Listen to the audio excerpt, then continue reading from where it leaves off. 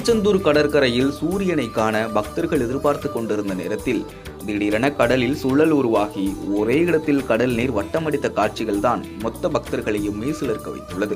அடுத்தடுத்து வானத்தில் தோன்றிய காட்சிகள் அனைத்துமே பக்தர்களை பிரமிக்கத்தான் வைத்துள்ளது. முருகனின் மண்ணான திருச்செந்தூர் கடற்கரையின் தென்பகுதியில் அமைந்துள்ளது ஐயா வைகுண்டரின் அவதாரப்பதி.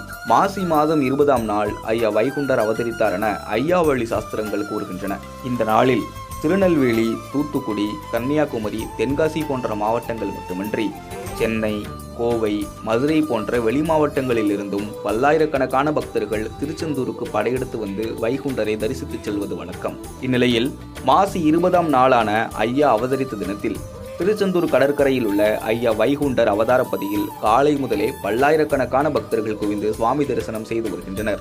பக்தர்கள் தரிசனம் செய்வதற்காக காலை 6 மணிக்கு கோவில் நடை திறக்கப்பட்டு தாலாட்டு பாடுதல், பள்ளி உணர்த்தல் உள்ளிட்ட பல்வேறு நிகழ்ச்சிகள் நடந்தது.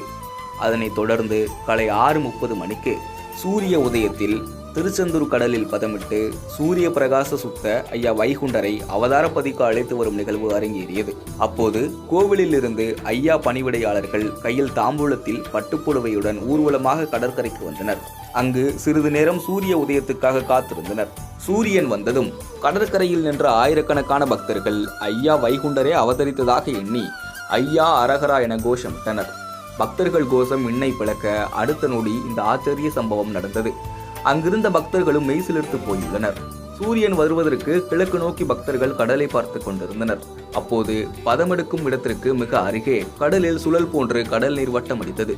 இதனை பார்த்த பக்தர்கள் ஐயா வைகுண்டர் கடலில் அவதரித்ததாக எண்ணி ஐயா சிவசிவ அரகரா என கோஷமிட்டபடி வணங்கினர். இந்த சம்பவம் தான் அங்கிருந்த மொத்த பக்தர்களையும் மெய்சிலிர்க்க வைத்துள்ளது.